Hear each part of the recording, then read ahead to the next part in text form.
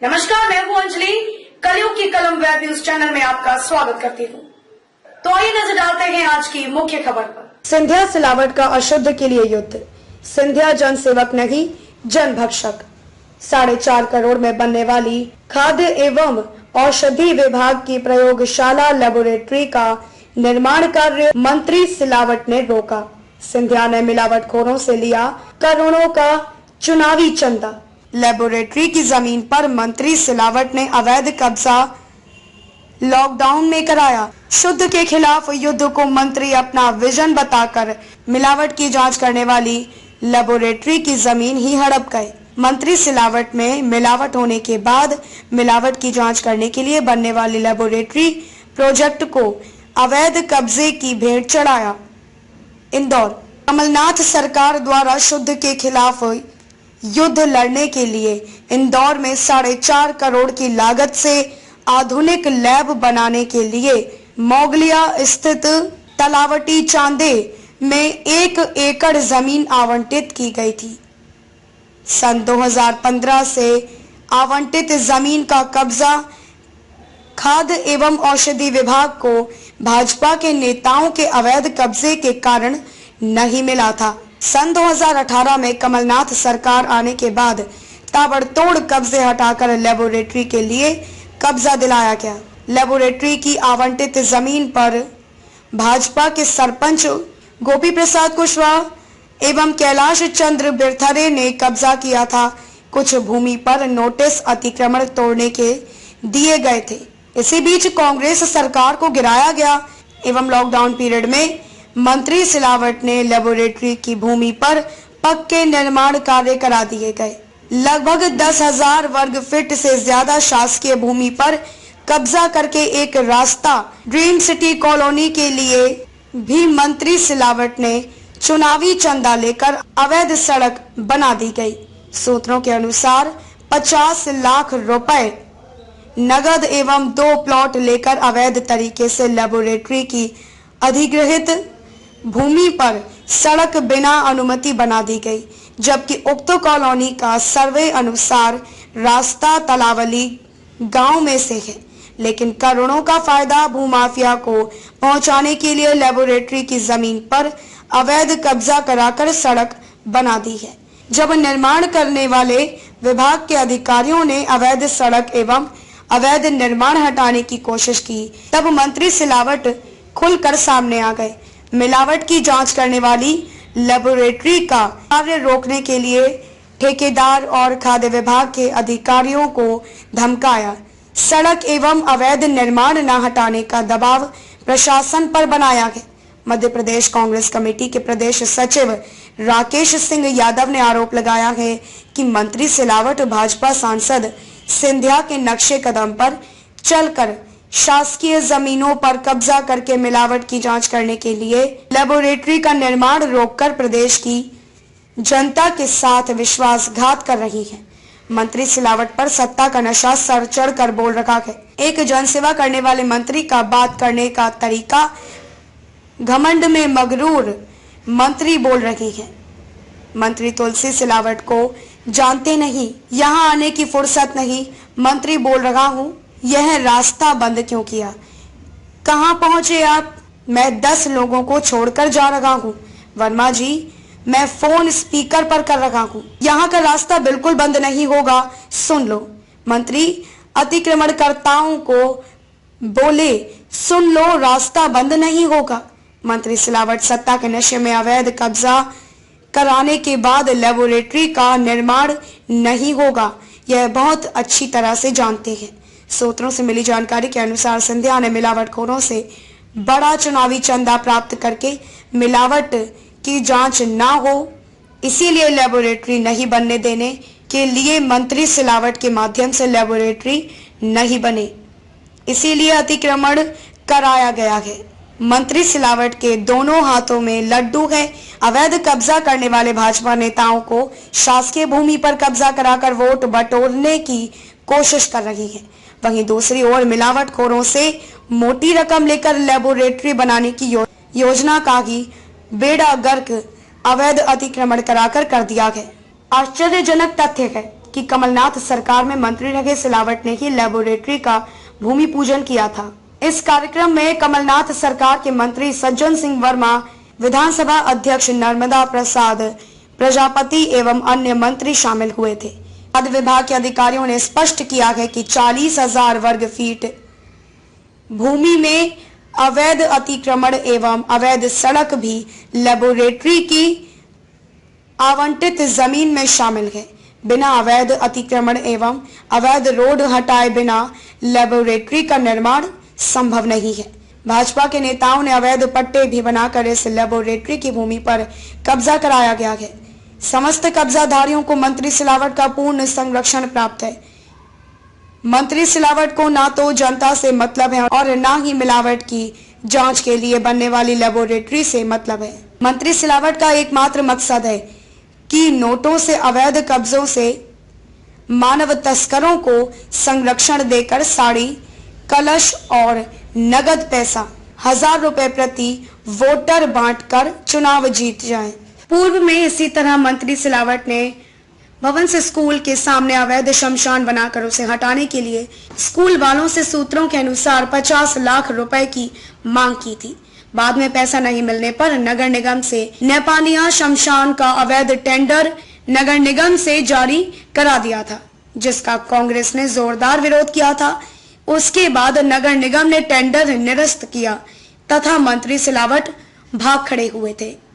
भाजपा सांसद सिंधिया से प्रश्न है कि क्या सिंधिया मिलावटखोरों से मिले हुए हैं? क्या सिंधिया के कहने पर ही मंत्री सिलावट ने लेबोरेटरी का आवंटित शासकीय भूमि पर कब्जा कराया है?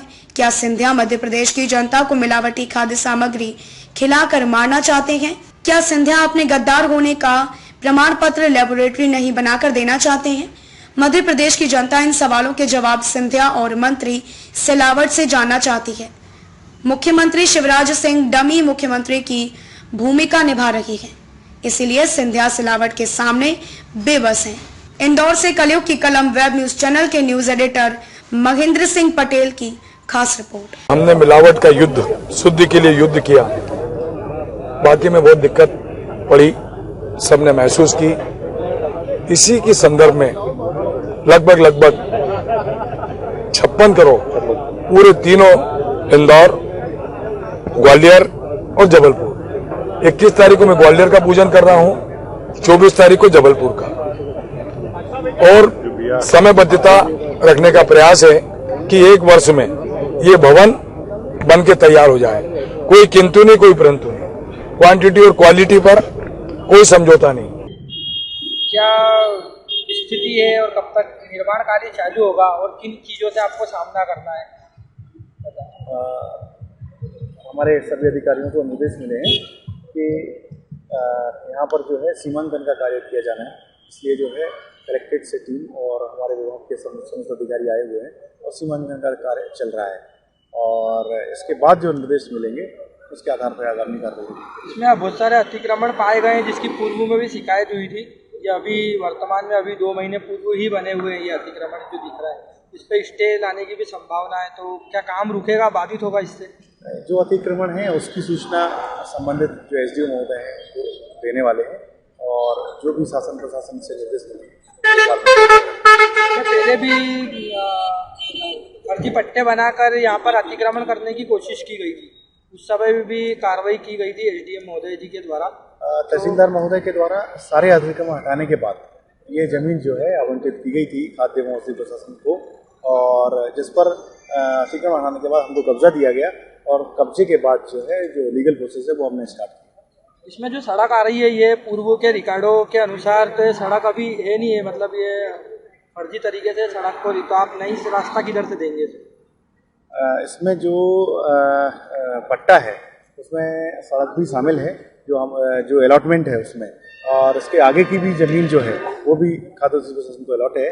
इसमें जो हाउसिंग बोर्ड के द्वारा जो मैप तैयार किया जा रहा है उसमें भी बात चल रही है कि रास्ता, एक वैकल्पिक रास्ता देने की बात हो रही है। कब से निर्माण कार्य चालू होगा और कब तक जानकारी है? वो माननीय मंत्री महोदय और पीएस मैडम जो है जल्दी ही इंदौर आने वाले हैं, और भूमि पूजन के बाद उसकी घोषणा करने वाले हैं।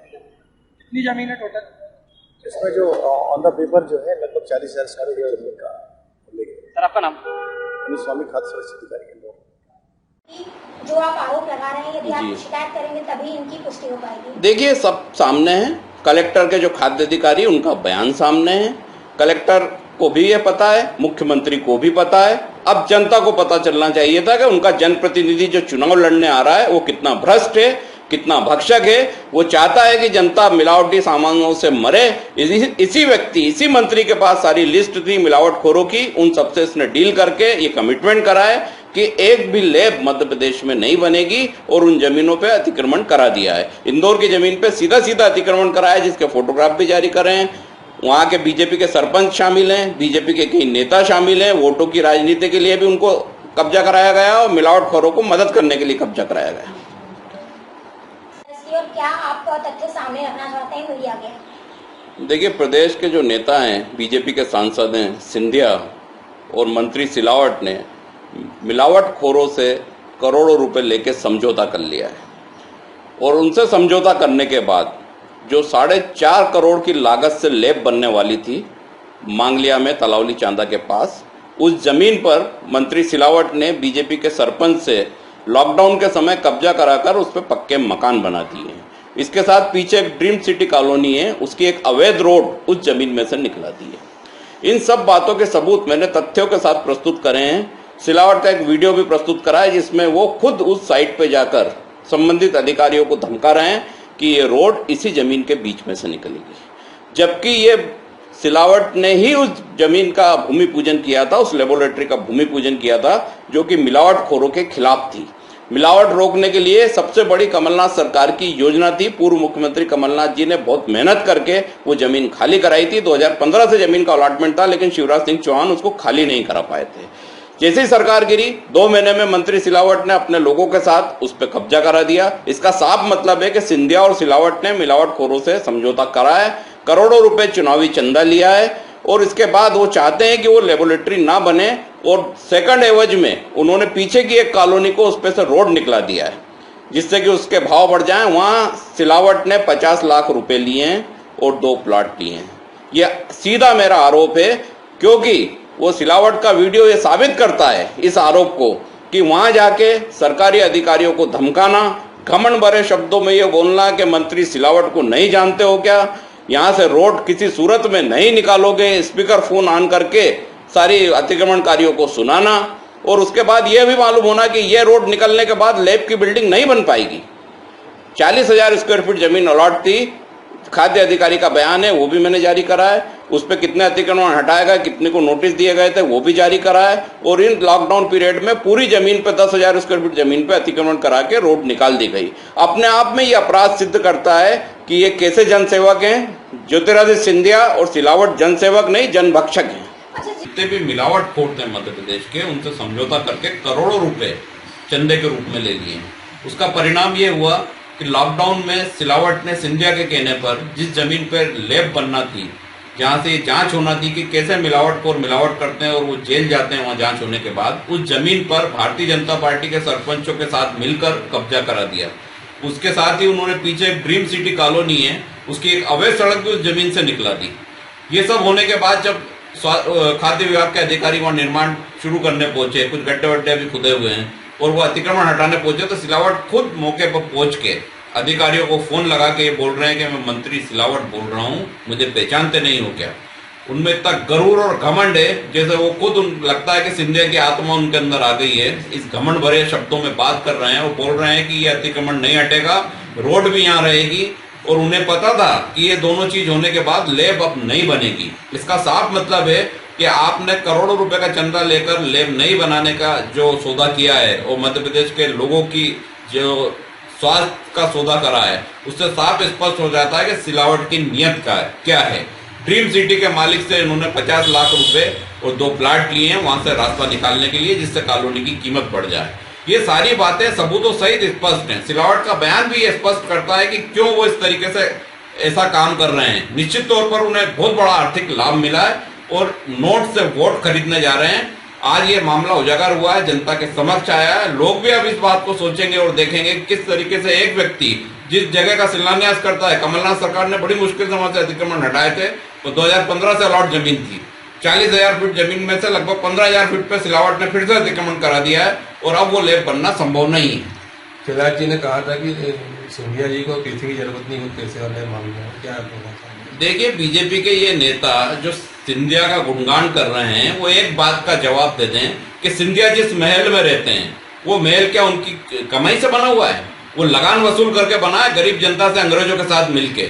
उस महल को दिखाने के लिए 150 रुपए का टिकट रख रखा है।